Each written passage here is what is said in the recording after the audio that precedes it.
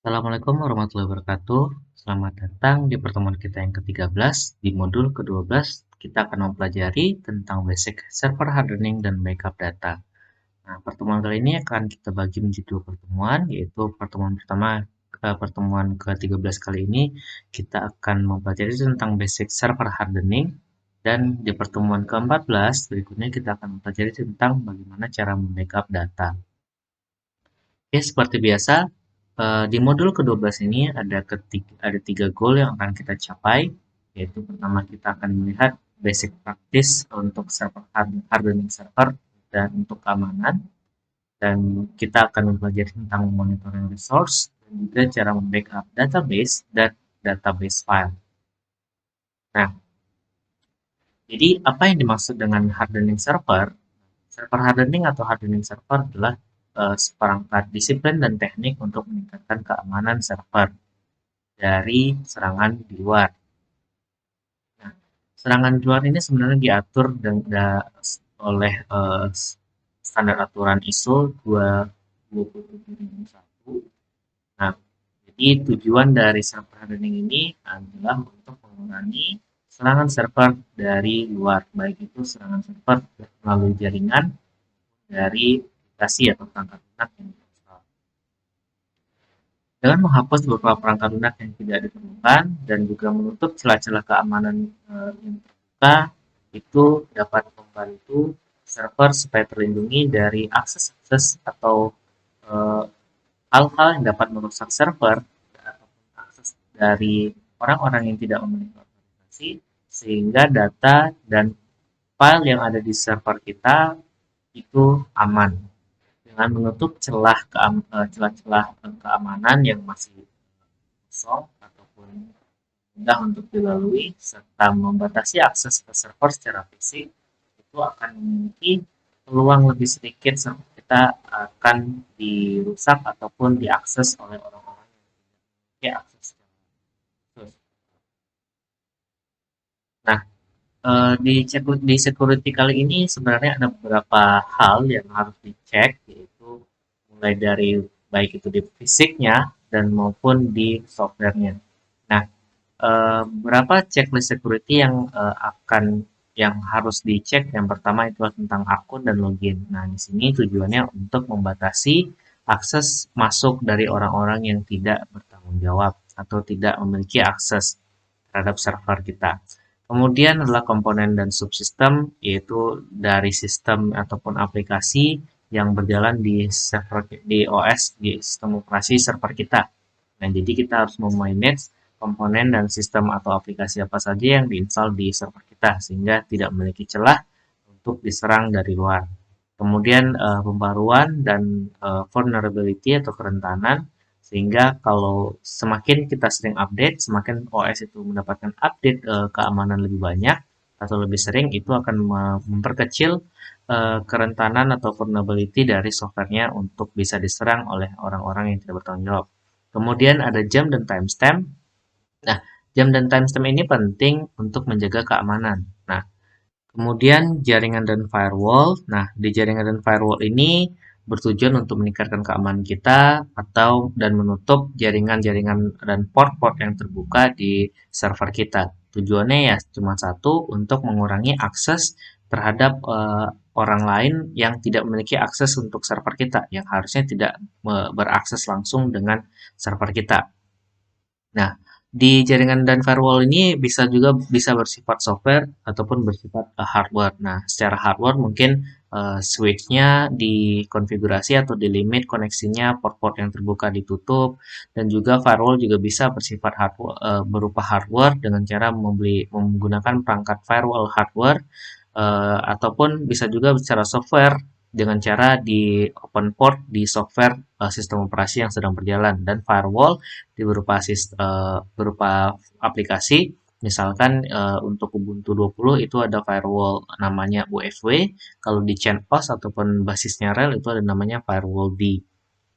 Nah, kemudian remote access security, nah ini bertujuan untuk membatasi lagi interaksi dengan server kita secara langsung.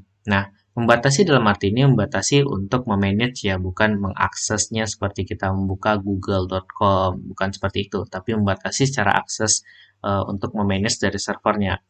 Biasanya untuk akses server ini kita akan dianjurkan untuk menggunakan virtual private network. Jadi kalau misalnya aksesnya itu di luar jaringan private kita atau jaringan lokal kita, maka aksesnya ditolak biasanya untuk meningkatkan keamanan. Atau kita dapat menceklis atau whitelist beberapa IP yang diperbolehkan untuk mengakses server. Nah, untuk remote sendiri kita umumnya akan menggunakan SSH. Nanti di SSH kita akan mengatur bagaimana supaya koneksi ke SSH kita itu menjadi lebih aman. Kemudian logging dan SIEM, dan logging itu berupa pencatatan kegiatan. Sementara untuk SIM atau Security Information and Event Management itu merupakan compliance atau standar-standar dalam pencatatan dan security framework untuk yang diatur dalam standar-standar seperti ISO 27001. Kemudian berikutnya ada hardening aplikasi. Nah, hardening aplikasi ini lebih ke fokus ke aplikasinya. Misalnya saja kita akan prevent atau menghindari aplikasi kita itu untuk mengeksekusi untuk melindungi aplikasi kita dari serangan SQL injection ataupun cross-site scripting. Nah, di sini nama kegiatan untuk mentesnya itu namanya application penetration testing. Nah, ada banyak tentunya karena aplikasi merupakan tameng utama dalam pelindungan server dan aplikasi serta data. Jadi, di hardening aplikasi ini cukup penting untuk kita menutup akses orang-orang yang tidak harusnya memiliki akses untuk memanage server kita. Kemudian, kita akan langsung praktek sederhana hardening server. Nah, pada dasarnya sebenarnya banyak kegiatan untuk untuk melindungi server dan meningkatkan keamanan server. Nah, beberapa stepnya itu adalah mengganti port SSH dan juga mengaktifkan firewall, di mana firewall ini nanti kita akan menutup akses port yang seharusnya tidak terbuka, ataupun dan juga mengganti root password dari MySQL atau MariaDB. Nah, tentu ada satu tahapan lagi untuk sebagai tambahan info namanya SE Linux, Security Enhanced Linux itu bisa meningkatkan keamanan lebih tinggi. Namun sebagai pengguna awam itu akan sulit untuk di-manage karena untuk SE Linux itu kalian akan setiap kegiatan kalian tuh kalian akan membuka tutup SE Linux kalian supaya kalian bisa memanage servernya meskipun kalian memiliki akses root.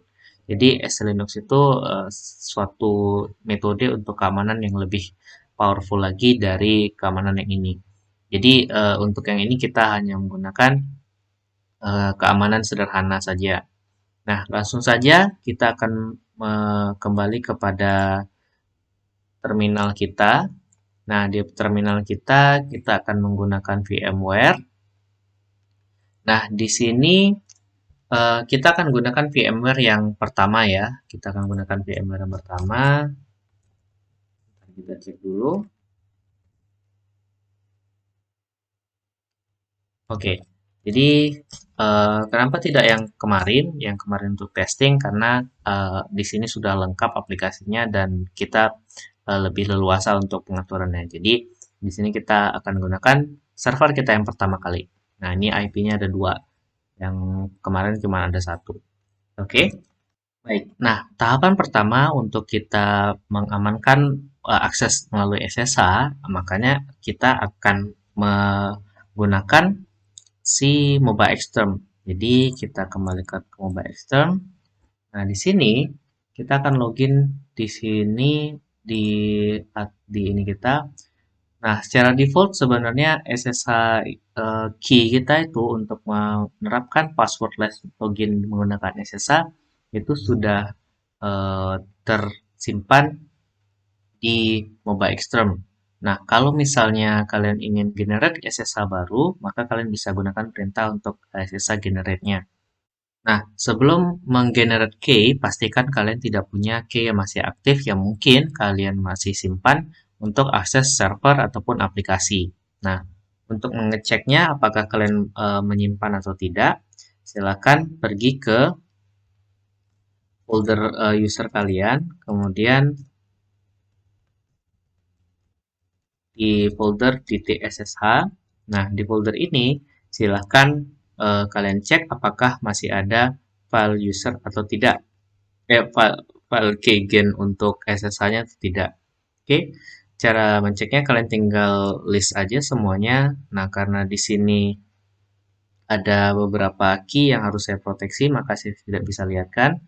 Nah, intinya di file kalian itu ada file yang namanya id.rsa dan rsa atau yang punya ekstensi pub. Nah, kalau misalnya punya ekstensi .pub, kalian bisa ambil, berarti kalian sudah punya SSH key, SSH key. Jadi kalian tinggal pakai SSH key tersebut. Nah, kalau belum, kalian bisa generate. Jadi di sini akan saya contohkan untuk generate key-nya. Generate key kita menggunakan perintah ssh keygen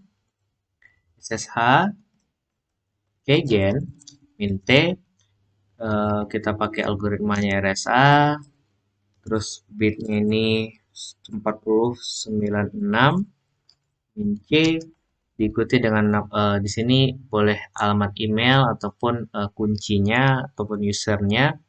Nah, saya pakai misalnya tutorial, maaf, contoh tutorial.test misalkan. Oke, saya enter. Nah, dia akan menggenerate. Nah, di sini kalian harus pilih kalau misalnya kalian belum punya ID RSA, kalian bisa kalian bisa buat dengan tekan enter langsung. Berhubung saya sudah punya dan terhubung dengan beberapa server yang saya miliki, jadi saya akan ganti alamatnya jadi home mobaextem .ssh, kemudian ssh atau tutorial key. Selanjutnya kalian akan diminta passphrase-nya. Nah, di sini kalau bisa berupa kalimat yang harus kalian ingat atau kalian catat. Jadi tapi kalian juga boleh kosongkan. Jadi akan lebih bagus kalau misalnya kalian masukin kalimat. Nah, di contoh kali ini kita kosongkan saja. Oke, kita kosongkan dan sudah tergenerate. Jadi di folder ssh tutorial key ini kita sudah simpan file kita.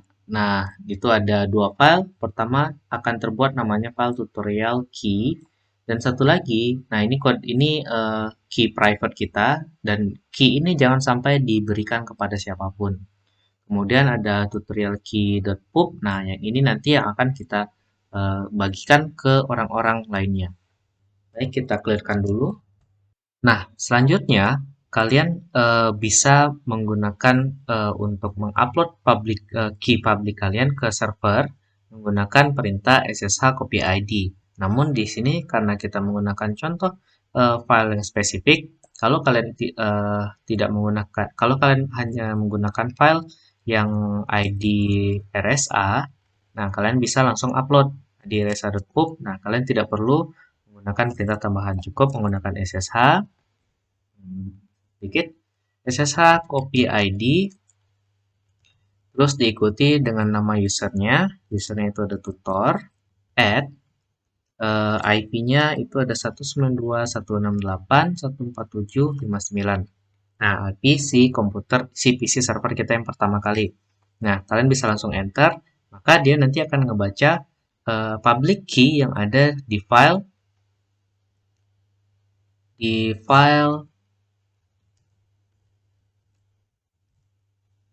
bentar, di file yang id.rsa, misalnya ssh id.ssh.pub. Nah, dia akan ngebaca file ini langsung. Jadi, kalau misalnya kalian menggunakan key yang berbeda, maka kalian harus kasih tahu dia menggunakan key yang mana. Jadi, contohnya kita akan gunakan key ssh copy id SSH, copy ID, kemudian diikuti dengan parameter min i, dan nama filenya langsung saja. Nama filenya itu harus merujuk ke folder file yang asli. Terus diikuti dengan nama tutorial key .pub tutor at 192 168 147 59 ya, 59. Oke, enter. Nah, dia sudah menambahkan. Oke. Nah, maka si user sudah menambahkan. Jadi kita nggak perlu lagi kasih password. Jadi kalau misalnya mau langsung saja ssh tutor at 192.168.147.59, dia akan langsung terkoneksi karena SSH key-nya aktif. Jadi dia akan langsung terkoneksi tanpa minta password. Oke. Nah, di sini eh, nah, dia masih minta password seharusnya sih. Jadi kalau misalnya masih minta password, nanti akan kita matikan. Nah, jadi kita yang penting bisa koneksi ke SSH-nya dulu terlebih dahulu. Oke. Nah, biasanya nanti akan ada perubahan di folder .ssh si tutor. Misalnya cd ssh, lihatkan dulu. Nah, di sini itu ada perubahan, yaitu ada penambahan key, authorize key. Nah, kalau dibaca, nah, filenya ini seperti ini ya, cut authorize. Sekarang kita coba lihat,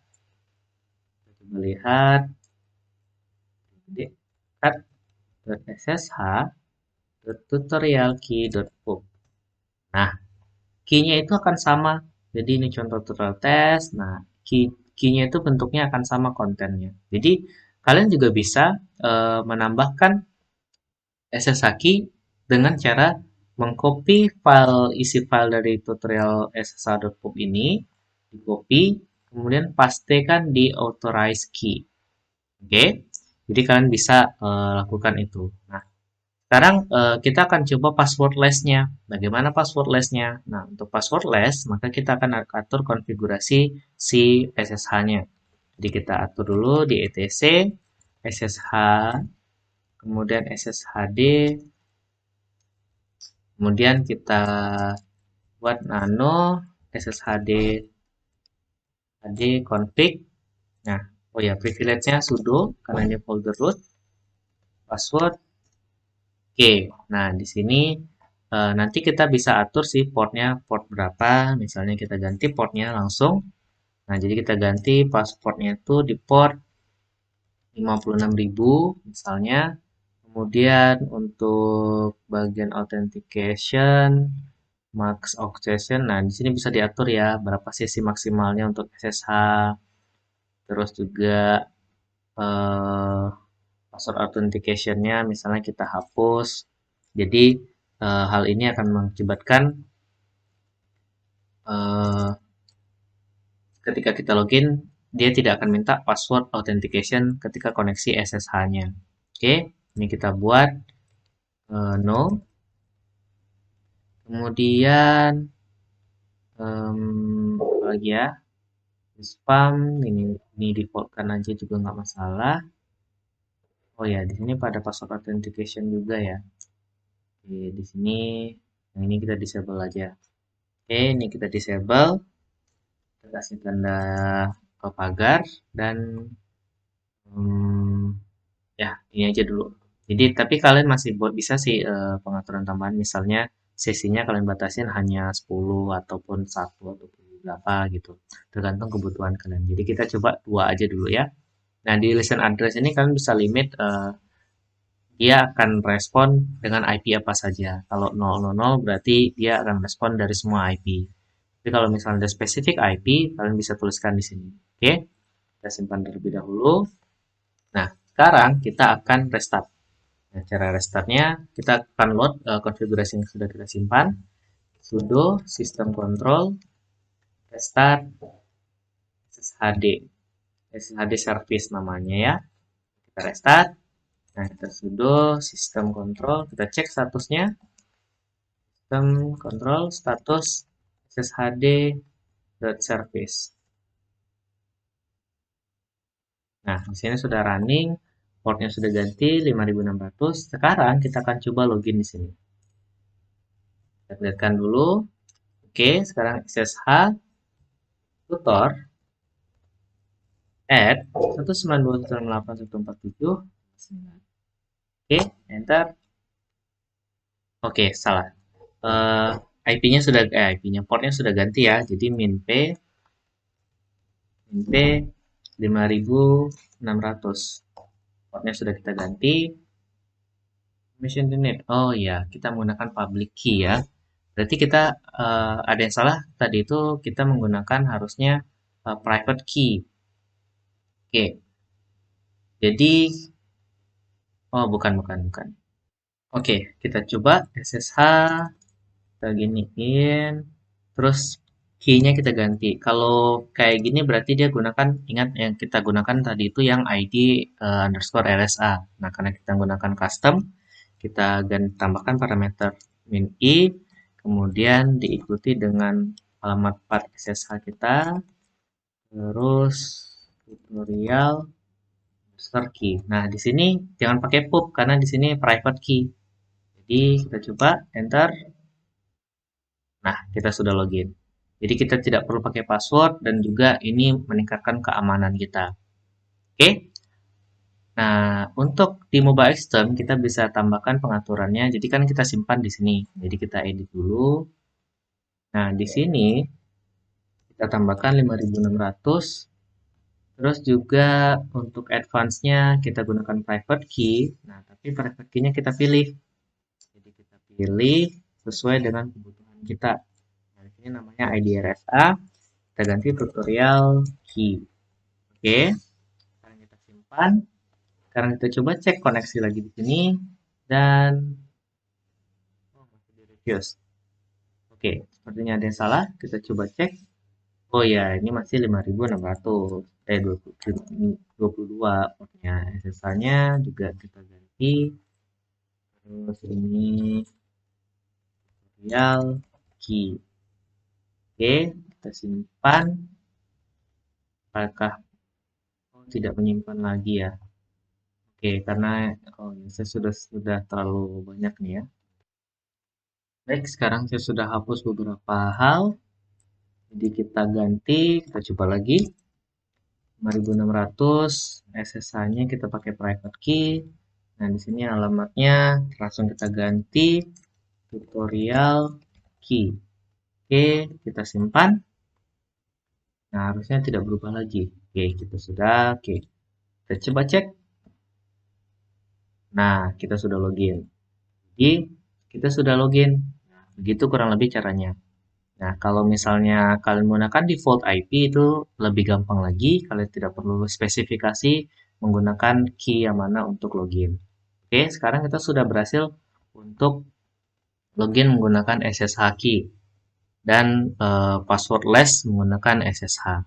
Hal selanjutnya yang akan kita lakukan adalah membuat firewall, mengaktifkan firewall. Nah, firewall di sistem operasi Ubuntu itu ada namanya UFW. Nah, UFW ini secara default dia akan mati. Nah, untuk mengaktifkannya, maka kita akan mengaktifkannya dengan cara UFW kita cek dulu sudo UFW status. Nah, kita cek dulu statusnya itu inaktif. Nah, secara default si UFW itu akan inaktif password statusnya. Oke. Nah, untuk menggunakan UFW ada beberapa hal yang harus kita pastikan. Kalau misalnya kita menggunakan port SSH yang berbeda, maka kita harus mendahulukan UFW untuk memperbolehkan port yang custom itu untuk dimasuki. Nah, untuk mengkonfigurasi UFW, kita bisa jalankan perintah sudo UFW allow. Nah, kita masukkan portnya. Nah, tadi kita menggunakan port 5600. Jadi kita allow 5600 dan kita deny deny port 22. Jadi kita tutup port 22. Nah, di sini kita akan ganti port SSH-nya. Jadi port SSH-nya kita tutup supaya yang 22 supaya tidak terbuka port SSH 22 di port 22. Selanjutnya yang harus kita buka adalah eh, portnya untuk Apache, yaitu port 80 dan 443. Nah, untuk mengizinkan aksesnya si WiFi untuk port 80 dan 443, kalian bisa lakukan dengan hal yang sama dengan allow 80. Nah, atau dan allow 443. Tapi kalian juga bisa cek melakukannya dengan aplikasi. Jadi kita bisa pergi ke etc WiFi. Nah, di sini cd application d. Nah, di sini ada beberapa aplikasi default bawaannya si WiFi. Nah, ada Apache, ada OpenSSH Server, Nginx, dan Apache 2. Nah, di Apache 2, kalian bisa cek misalnya di Apache 2. Oke. Jadi untuk konfigurasi aplikasi, jadi kalian bisa misalnya sudo ini tadi profesi root ya. Oke, nano Apache 2 utils.wp profile. Nano. Oke. Nah, ini Apache full, Apache secure. Nah, di sini portnya dikasih tahu nih. Ada port 80, ada 88443 dan 80443. Jadi kalian nanti tinggal isi nama aplikasi yang ada di sini. Jadi kalau misalnya mau hidupin dua-dua, itu 80 dan 443, kalian gunakan keywordnya Apache full. Implementasinya seperti apa? Nah, kita keluar dulu. Kita kembali ke directory home kita. Nah, implementasinya seperti ini. Sudo wfw allow tanda kutip titik 2 nama aplikasi tadi Apache full. Nah, ketika di allow itu akan akan di allow-kan port 80 dan 443. Nah, sekarang kita akan cek apa-apa saja yang sudah berhasil kita konfigurasi. Kita cek dengan sudo wfw status number status number. Oh ya, kita harus enable dulu sudo wfw enable. Kita akan tekan yes. Nah, kalau misalnya kita tekan yes tadi dan kita masih menggunakan port 22 sementara si UEFI-nya itu mendisable port 22, maka kita akan langsung disconnected. Nah, jadi sekarang kita cek sudo UEFI status number. Nah, di sini kita bisa lihat nih apa-apa saja yang port yang dihidupkan. Itu port 20 itu diizinkan masuk, 5600 diizinkan masuk, Apache full diizinkan masuk, terus juga 5600 V6, IPv6 itu diizinkan masuk, dan sementara untuk yang 22 itu di block, di deny. Nah, kalian bisa hapus kalau misalnya rasanya port 22 tidak diperlukan. Jadi kalian bisa hapus dengan cara sudo wfw delete. Nah, diikuti dengan nomornya. Kalau ini nomor 2 berarti nomor 2 dan oke. Di sini yes. Kemudian wfw status ganti lagi, cek lagi status number. Nah, kita cek ada perubahan. Nah, sekarang di nomor 4. Jadi kita hapus nomor 4. Yes. Nah, sekarang kita cek lagi statusnya. Nah, sekarang cuma ada 2 di port 5600 yang diizinkan.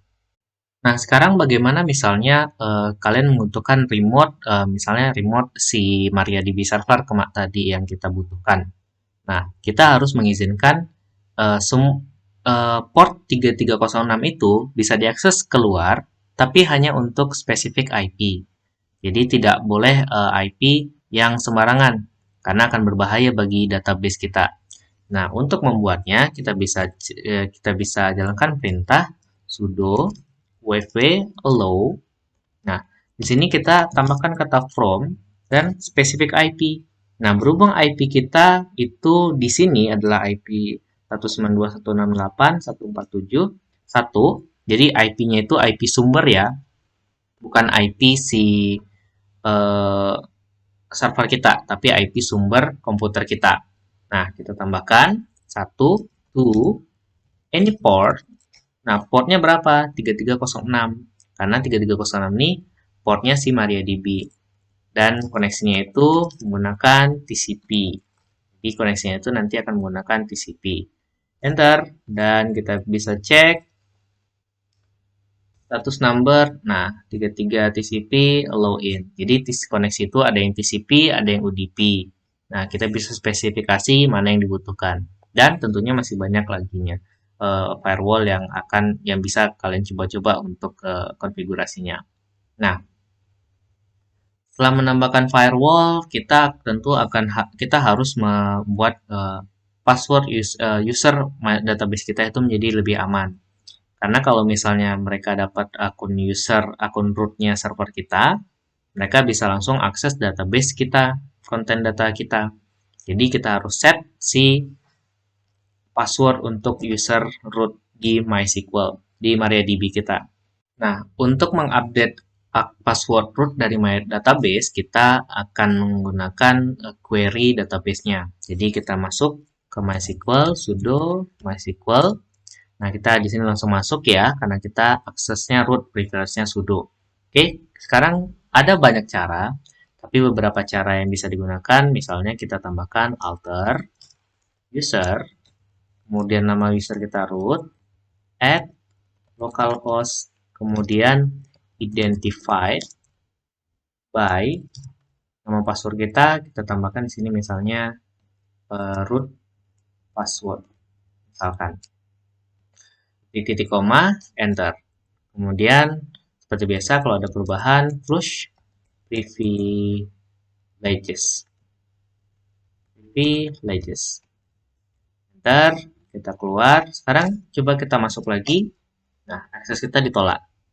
Nah, kita harus masukin password min p. Nah, passwordnya tadi apa? Root password. Nah, baru kita bisa masuk ke database-nya. Jadi, sekian teknik-teknik keamanan yang dasar yang bisa kita terapkan untuk mengamankan server kita. Nah, tentunya masih banyak teknik lain ya, misalnya SE Linux belum kita coba. Nah, kalian bisa coba-coba sendiri di rumah atau di tempat kalian.